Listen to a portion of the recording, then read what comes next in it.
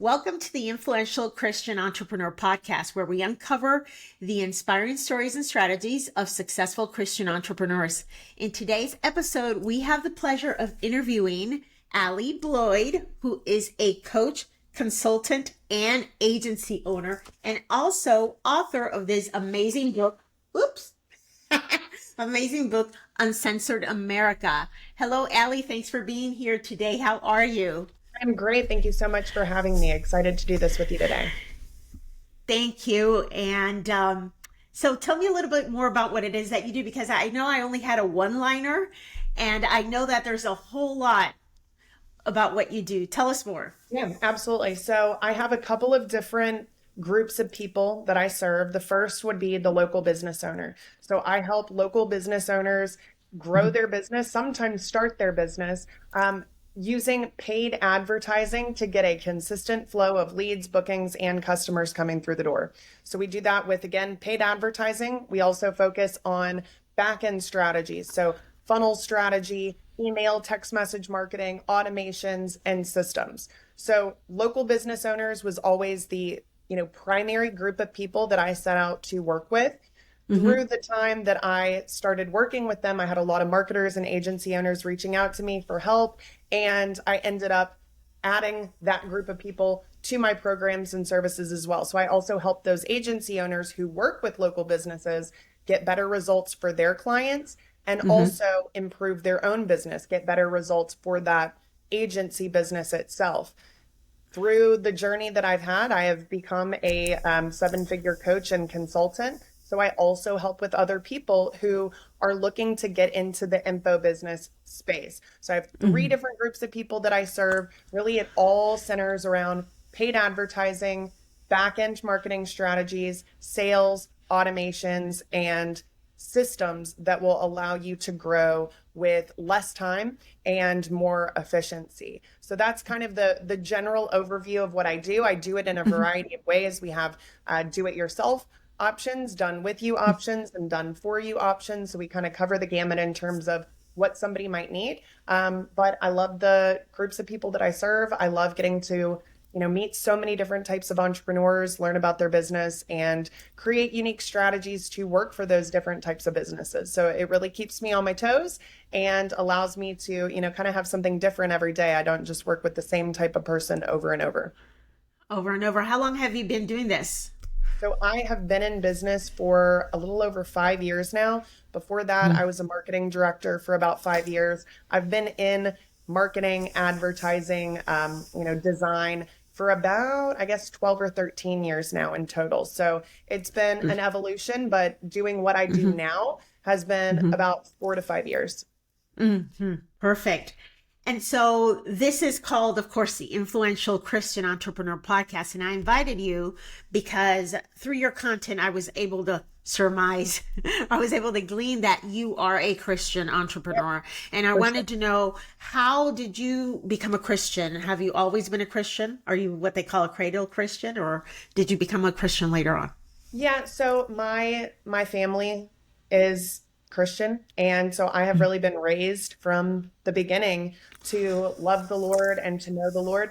That being said, I definitely had, a number of years in my youth where I was not what I would call a practicing Christian. And it was not the top priority for me, but God always finds a way to bring you back. So, that has been a journey through the last, I'd say probably 10 to 12 years of really just trying to grow in my faith and not just be a Christian because my family, raised me to be a Christian, but really prioritizing my own walk with the Lord. And I've definitely been excited to deepen in my knowledge and my understanding of the Word of God, and have had the opportunity to connect with a lot of other Christian-based entrepreneurs. So having fellowship in that way has been really awesome as well. And, we've always been told that we shouldn't mix our faith with business because faith is something personal and we can offend people. So those two things should remain separate. But I know that you incorporate it. Can you tell us, well, first of all, do you think that it's something that we should do, incorporate or make faith part of our business? Do you think that's something that we should do, first of all? And if so, how do you do it? Yeah, so it's interesting. I just had this conversation last night. I am in a small group Bible study with several other marketers and entrepreneurs, and this topic in specific came up. And the truth is that you don't have to incorporate it into your business. If that's not something that you feel called to do or led to do, I don't think it's something where we should say, if you're a Christian, you must incorporate this into your business. But Hmm. I do feel that we as entrepreneurs have a platform, and that platform gives us the ability to reach people and to influence people in a positive way. So, what that might look like for everyone could be a little bit different. For me, it really started with me just starting to weave in things into my existing content. You don't have to make Hmm. content that is specific to your faith, but as people are listening to that content, sometimes just dropping in little pieces of information is a great way to start to sow those seeds and to show people this is who you are. I feel like in my business, I thoroughly enjoy working with people who share the same values that I do. That doesn't mean Hmm. that I'm not going to work with somebody if they don't. I have plenty of people that, I have no idea what their personal faith or belief system Hmm. may be. But I have felt that in doing that, I have attracted a lot of fellow believers to Hmm. me as a business. And that is something that a lot of people say, this was the deciding factor in me Hmm. working with you. I felt that we aligned and that we shared similar beliefs. And I want to work with somebody who feels the way that I do, even though it's not necessarily going to impact the quality of the product or the service that you're providing. But I do feel a lot of times, just in terms of running your business ethically and Hmm. doing things in a way that are going to align with your values, that is something that people appreciate. So, again, it's not something that you have to do. When we were Hmm. talking about this last night, I believe that God gave everyone a unique set of skills. He gave Hmm. us special gifts. Not everyone's gift is necessarily going to be direct ministry. For Hmm. some people, it's going to be supporting others who do have a passion or a talent for direct ministry. And sometimes it's just going to be a one on one type of ministry for you and your business. You may not be putting everything out there publicly, but you might have the opportunity in your conversations with your clients to have some of those conversations when it feels like it's the right time.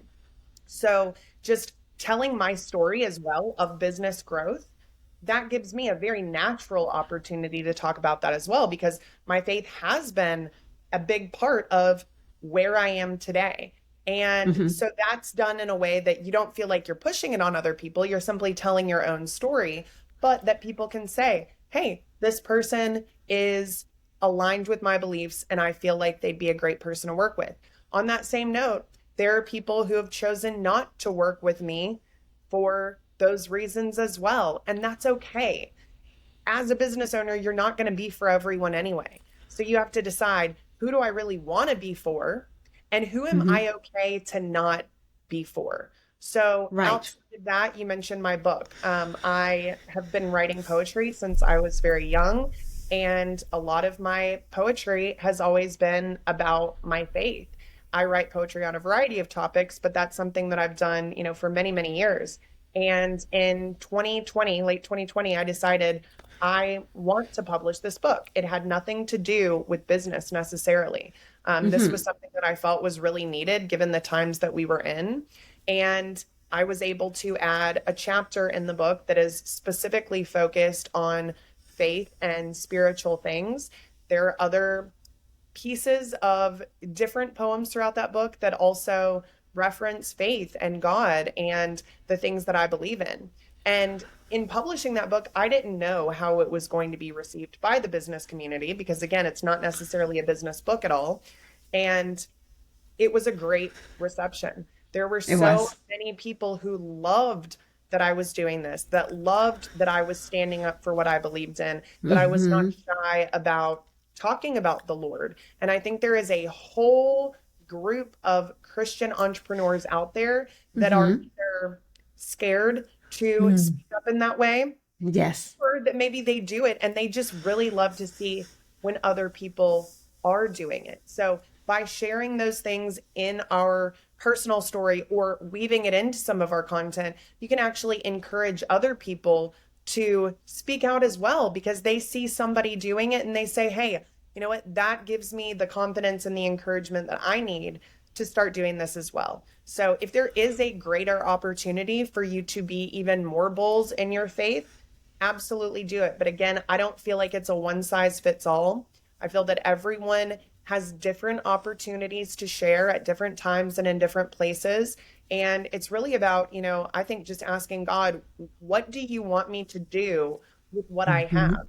Do you want me to speak out about this in a bigger, bolder way? Is this something that is going to be more of a one-on-one type of ministry with the people that I work with? And if you're Hmm. asking him for his guidance on how you should be following his will, I think the answer is always going to be what it needs to be. So it's really, relying less on what we as humans think we should or need to do, and really just saying, God, I want to do what you've called me to do through the platforms that you've given me, with those unique talents, skills, and blessings that you've given me. And I'm open to whatever you need me to do. And then those opportunities are likely just going to start to show themselves to you. So, again, not everybody's comfortable doing it. One woman in our Bible study said that, she lived in LA for 30 years. He is in the media and PR industry. That's a very tough place and a very tough industry for believers. And so she Yes. felt like she has really been kind of, that part of her had been really suppressed when it comes to speaking out on a larger platform, specifically with business. Hmm. However, she still is using her platform and her connections in other ways. But that's more of something that she always felt more comfortable doing behind the scenes. Maybe that'll change in the future, maybe not. But I do think that just depending on where you currently are, you may have different concerns about speaking out publicly, while other people in the group are a lot more vocal about Hmm. it. But again, to each his own in a lot of ways. And I think as long as we are doing what God called us to do, which is essentially to make disciples, that was his call to us at the end of his time on earth, was to go out and make disciples. So again, does it have to be that you're speaking to a room of 1,000 people? Absolutely not. You can make disciples one at a time, and in a lot of ways you can actually make a bigger impact sometimes on people by speaking with them one on one as opposed to trying to do it to a big group. But on the other hand, you can plant seeds. You can plant seeds in a lot of different ways that people might be able to take and then say, hey, this is something that I want to learn more about. They might reach out to you about it, or they may reach out to somebody else in their life about it. But that's still a really important part of the process. So, people come to the Lord in a lot of different ways over a lot of different timelines. But I think the most important thing is, where can you fit that in a way that feels natural, that doesn't feel like you're forcing it, and that you feel confident in terms of, if this pushes people away, I'll be okay. But for the number of people that it may push away, it's going to attract that same number of people, if not more, who want to see that from those that they are doing Hmm. business with. I have experienced that, and it's really good points. You and I are really aligned in terms of, because we are entrepreneurs, we have a personal brand that we can be multidimensional. We can talk about business, but we can also use our personal stories as a way to weave in our testimony, weave in the gospel, where, fit it in some way as it's relevant to our personal story. Because when you're speaking about something in the first person from your own experience, it's really hard to offend someone else when you're Absolutely. talking about yourself. It's not the same thing when you're talking about, this happened to me, then you're saying you should, right? That's a Absolutely. totally different, that's a game changer right there. So while not everybody has to be public about their faith, in my opinion, we should, to the extent that we, I guess, feel comfortable, use our personal stories to plant those seeds, because between this and short story, that's how I came to Christ only back in 2020, because I saw, I don't know who, I don't know when, where, on social media for sure, but people with their personal stories, much of which I rejected initially, but those seeds were planted, which then grew, which Yeah. brought me to Christ. And so I think that's why it's so important for us, especially now that there are so many people that have come onto the online space to do business. You know, millions and millions of people in the past few years since we've gone remote. Many people don't even know their coworkers or their bosses in person. Yeah. My husband has probably never met his boss in person. So why I think that as Christian entrepreneurs, using our personal brands as a direct ministry, like you say it, could be very fruitful, because we have to remember this is a tool that is being used very effectively by the enemy. And we as Christians probably need to step up a little bit and be a little bit more on the offensive, because that's what Jesus told us to do. Go out into the world and preach or tell the good news to every creature, right? Not just in our little corner. So I think that social media, personal brands as entrepreneurs can be very useful. And another point that you brought up, the whole group of Christians that are scared. I was one of those for 2 years, completely scared, because I thought that it would, that I would lose business, that people would see me in a different way, right? For sure. Oh, did we lose you? No, I'm here. I think we used. So that's one thing that I think you brought some really good points about that. And the last point, and I can't see you anymore. I hope this is just part of the thing uploading, but I can hear you.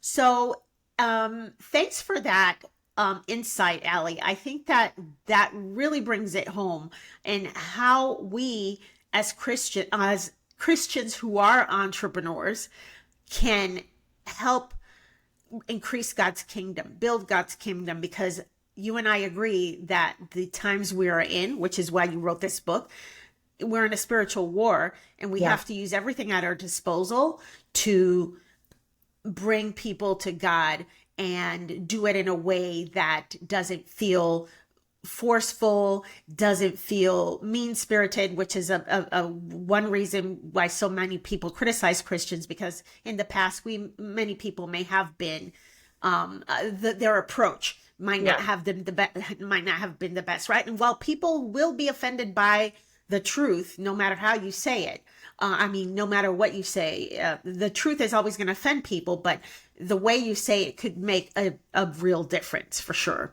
Absolutely. So that's really why I felt like, for me, that poetry was a great medium for me to be able to talk about things in a unique format. Because like you said, with personal stories, it's very hard for people to criticize, because you are speaking from your personal experiences. I also felt that way about poetry. It's pretty difficult for someone to get really upset at a poem. And if they are getting upset at a poem, they, should probably ask themselves why. But my goal through my poetry was not to tell people what to think. It was to allow them to start thinking for themselves on some of these topics. It was to lead them through a path and let them draw their own conclusion. And when you can do that in whatever format that is for you, I think that you're going to find you can make a pretty significant impact. We are in very, very difficult spiritual times. Any believer out there that's paying attention, at least, they understand that. And this was also part of our conversation in our Bible study last night. While we may feel like in the past we have not necessarily had that sense of urgency, there is a sense of urgency now.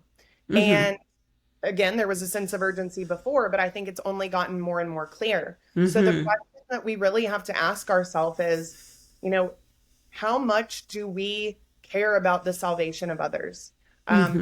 We don't have to know everyone personally to care Hmm. about their salvation. But if we are in a time where the end could happen at any time, really, no one knows that date or time. Could be tomorrow, could be a year from now, could be 2 years, 10 years. We don't know, but we Hmm. do know that everything is lining up as the Lord said that it would.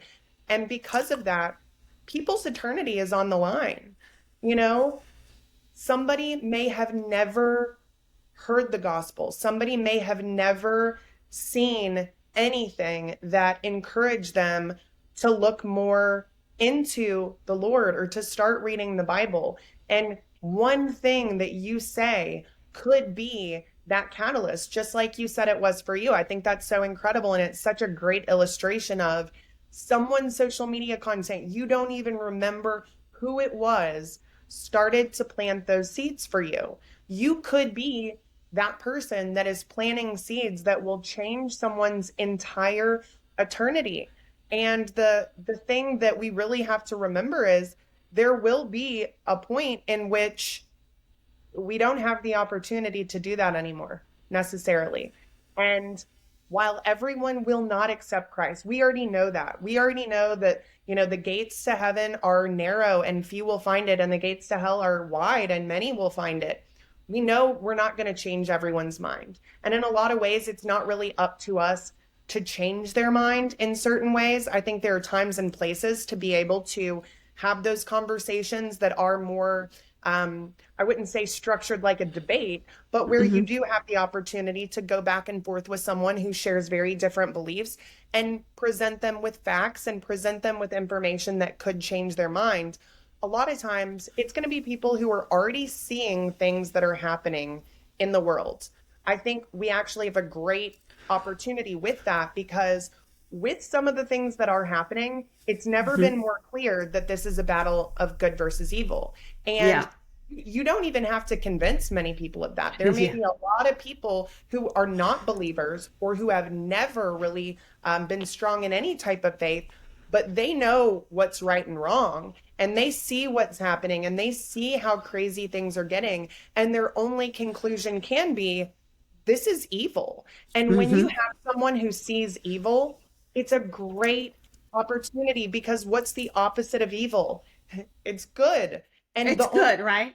the only way that good and evil exists is if there are opposing spiritual forces in the world. So I love to ask people, when you see these things happening, do you feel that it's evil?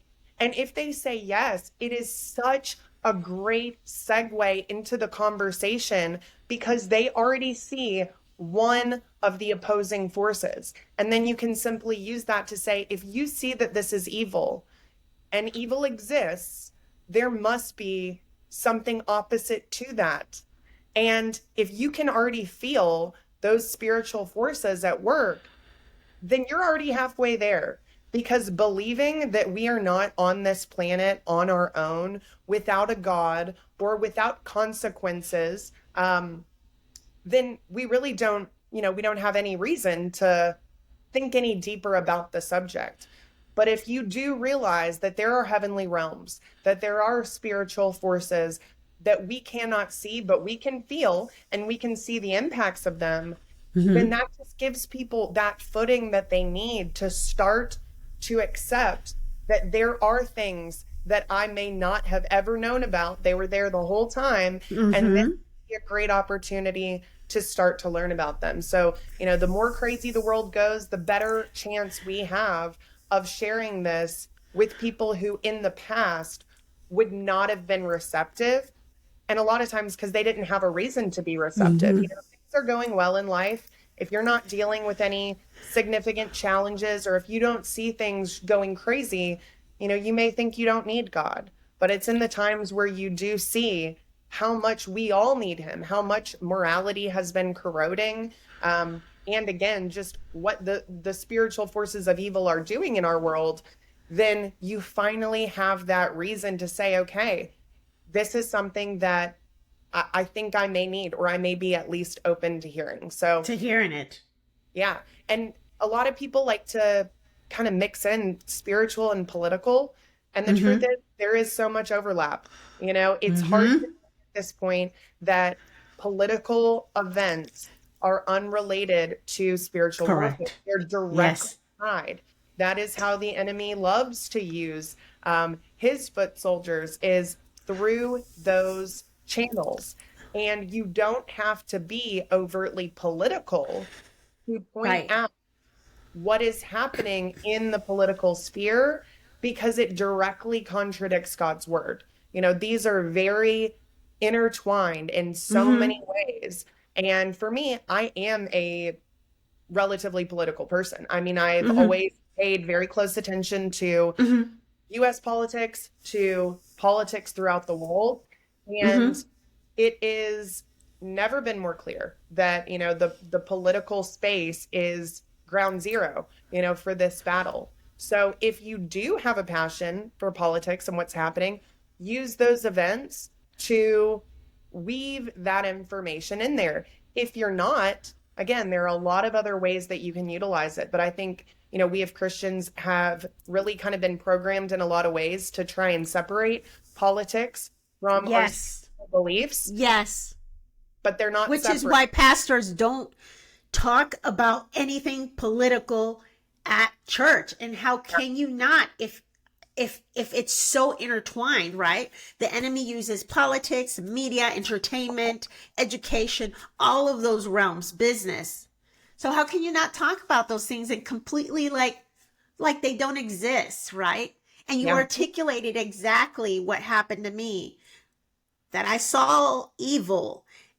And when I saw evil, I realized not that I didn't believe in God before, but it just made a just brought it into focus so much. Like, okay, God before that is this kind of misty, blurry kind of thing, abstract, right?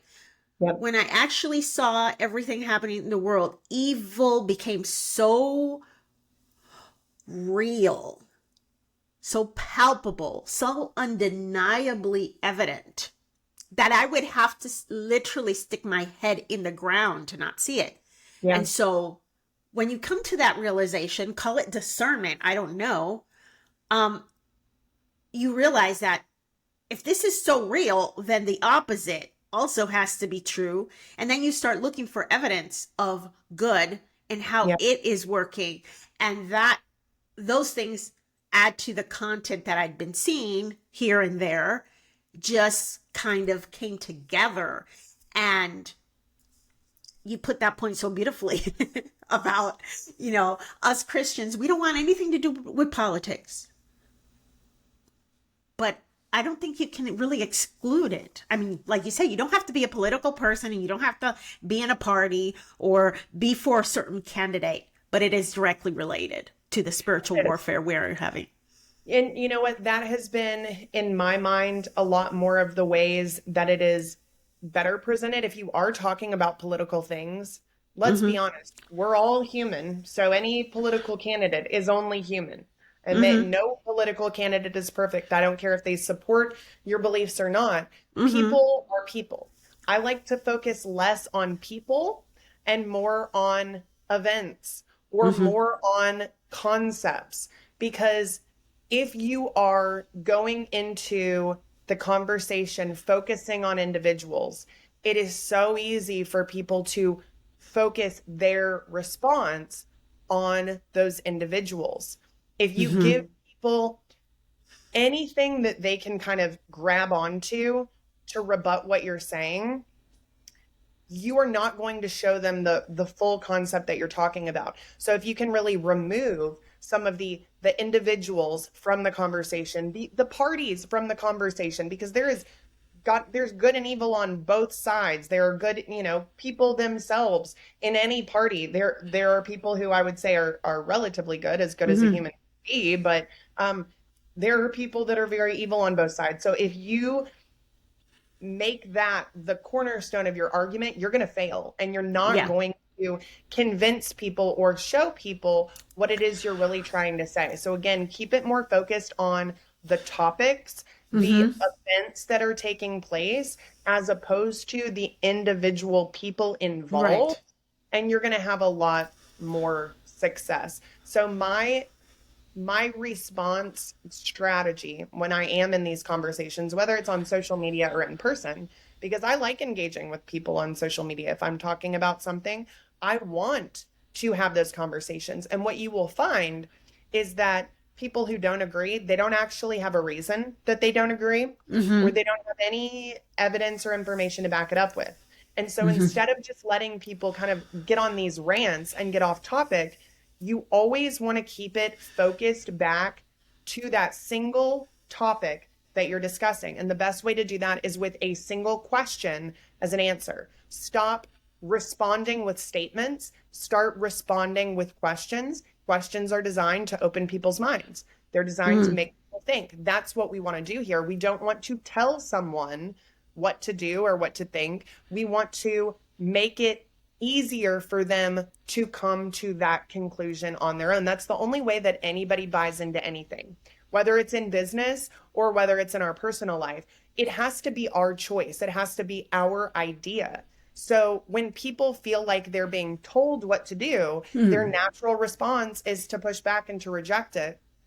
So you have to, again, get them to open their mind to these concepts by questions. So if someone responds with this big old paragraph about how this is wrong and this person's bad and all this Yeah. stuff, you just you have to resist the urge to then respond to everything they've said, and you have Mm-hmm. to simply ask them that one question that is going to bring them back to the concept that you're actually trying to discuss. So you being clear on kind of what your purpose is when you are posting something or sharing something can be so helpful, because then it allows you to have the tools in your toolbox to better respond. But, in terms of other ways to weave it in, my email content is one way that I talk about some of these things.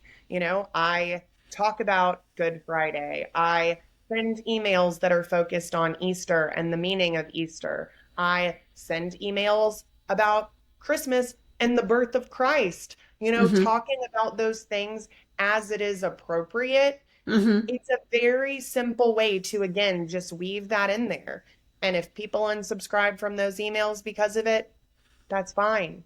People will Mm-hmm. unsubscribe from emails if you're not doing that stuff. So it's like the opportunity to either try and set yourself apart as Mm-hmm. somebody who does believe differently Mm-hmm. and attract the people who want to work with you because of that. Or you can just stay silent, and maybe you won't lose fans or followers or email subscribers, but you're definitely not going to be polarizing, which marketing concept 101, you want to be polarizing.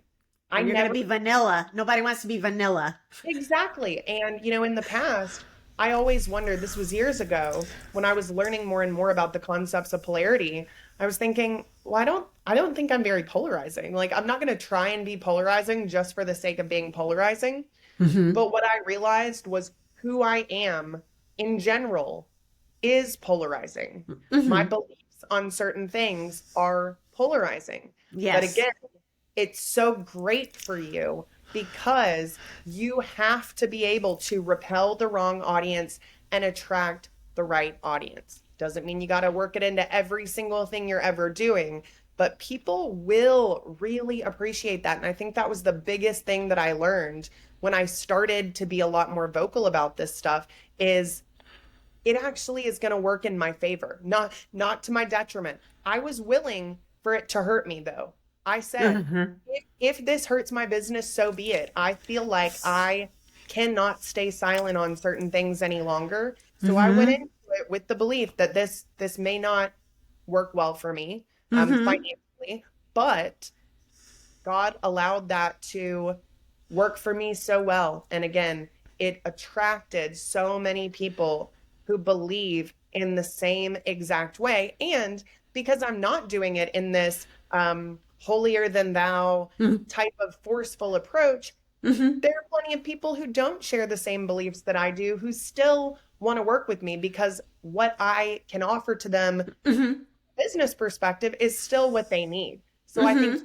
absolutely do it in a way that, definitely repels the people you really don't want to work with, attracts Yes. people, but still won't push away the people who want to work with you for your expertise for the products and services that you can provide. So the approach, like you mentioned, the approach is everything. You have to go into it with this mentality of I I want to help people. I want to open the eyes of people. I want to play some role in the salvation of others. I am not trying to force my beliefs down someone's throat. I'm not trying to say, oh, well, you shouldn't be doing that. That's not the Christian way to do things. People hate that, you know? Mm-hmm. And if we all Mm-hmm. look at our own selves, I'm sure we have a lot of sins that we Mm-hmm. could list out. We are Yeah. no better than anyone else, whether we believe and they don't. We have all sinned and fall short of the glory of God. And the section of scripture we were focused on in Bible study last night was Ephesians 2.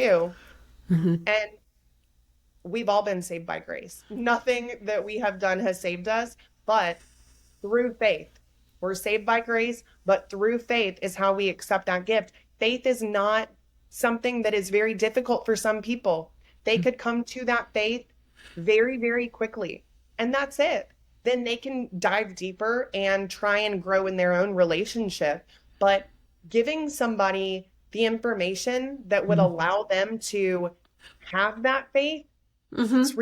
it's really not that complicated. If you just simplify the whole message, Mm-hmm. all you need to do is show people that they are sinners, that they fall short of the glory of God just like you do, that we Mm-hmm. all need a savior, and that Mm-hmm. God loves you. He loves you like a loving father, and Mm-hmm. he wants what's best for you, and that all of the good things in our life are blessings from God, and they need to be approached as that. So that's another really simple way to weave it in is something great happens, all praise to God, Yeah. glory to God. Thank you, Lord, for making this possible. It can be as simple as adding that into your content when you're celebrating a win Yes. or when you're struggling with something, talking about, praying about it, and Mm-hmm. things like that. So, again, does not have to be like the central focus of the things that you're talking about. It's more so, Mm-hmm. how can I weave these things in a way that feels natural, that's true to who I am, to Mm-hmm. simply plant those seeds and let others learn more about it. And if you do have the ability to tie your industry or your area of expertise into things a little bit more significantly, then do it. Mm-hmm. There are a lot of things that happen with local business owners. So that was my primary audience. That became such a great opportunity Mm-hmm. for me to talk about things that were more political or even, again, like we talked about, they're really spiritual. Mm-hmm. They're under the guise of politics, Right. but these are things that were impacting my target market. And I was speaking up on behalf of my target market. I was talking about the fact that these local businesses were closed while strip Mm-hmm. clubs and liquor stores were still open during the pandemic. That's something that I can talk about, good versus evil again, Mm-hmm. but it's directly correlated to the audience that I serve. And so if you can find those opportunities, whether Mm-hmm. it's, a bill that's coming up that impacts your target market Mm-hmm. or something that you personally have an experience with that you want to talk about, or again, just an event that's happening in the country or in the world, try and tie it back to that target market first. And then it feels like it belongs as business content. So, Correct.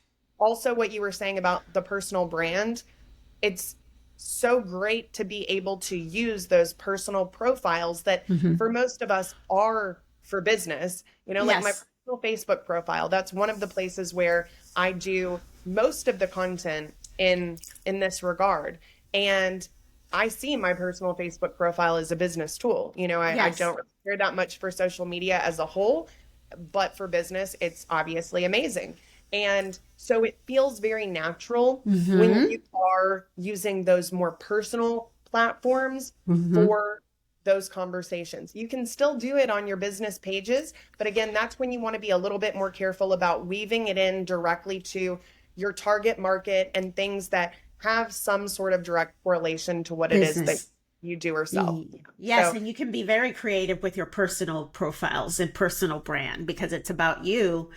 And so This is fantastic, Allie. I didn't expect you and I to be so aligned on so many things. I want to say thank you for taking the time to come here, and I am sure that people listening to this are going to take away so much out of it, especially people who might be on the fence about Jesus. That's my whole point, right? How people who may be somewhat curious, or maybe they had church hurt and fell out, and maybe, you know, just all kinds of people out there. You never know what you say that is just gonna resonate with somebody, and you'll Absolutely. never know it. You'll never know it, but until you go to the other side. And I wanted Absolutely. to ask you, how can people find you? What are your links? Yeah, so they can go to alliebloyd.com. That's ALLIEBLOYD.com. Mm-hmm. I have a YouTube channel. Allie Bloyd is my YouTube. And then you can find me at either Allie Bloyd or Allie Bloyd Media on almost any other platform. So Facebook, Instagram, LinkedIn, YouTube, those are kind of the ones that I spend a little bit more time on. But I would love to connect with you guys in any way that works best for you. Would love to hear from you, hear your feedback on this, and just hopefully anything I've said has encouraged you to do something that will advance the kingdom. Again, I don't claim that I'm like the perfect person in doing this. I've Mm-hmm. tried to fit in where I can. I want to do what I can. There's always more that I can do. But all it takes is just taking that first step and not letting the enemy plant fear in your heart that speaking up is going to hurt you, because you could be hurt in a variety of ways, whether you do it or not. So at Right. least if you do it, you know that it's for a reason. Yep. So start small. And then if you feel led, then just follow that calling and just do something one step at a time. And One you'll already second. feel so much better about what you're able to accomplish through For those sure. blessings that you already have. And follow people like Allie and myself. We're out there posting, get ideas. I've had people tell me, wow, what you're doing is really inspiring me to know ways of how I can, say what I want to say about my journey with God. And, just finding people who are aligned with you and seeing what they're posting. Again, if you choose to use social media, is a great way to figure it out. So I want to thank Allie Bloyd she's a very busy woman and she took the time to be here today. I want to say thank you, Allie, and to all our listeners who listen to the Influential Christian Entrepreneur. I want to thank you for being here week after week with us. And if you're a Christian CEO or executive seeking to authentically integrate your faith and professional brand on LinkedIn to inspire others, further God's kingdom, and leave a legacy, like we've been talking about, personal stories, but you don't want to write them yourself, you can get a hold of me at francineSinclair.com or hello@francineSinclair.com. Thank you, everybody. We'll be back again next Tuesday with another amazing guest. Goodbye.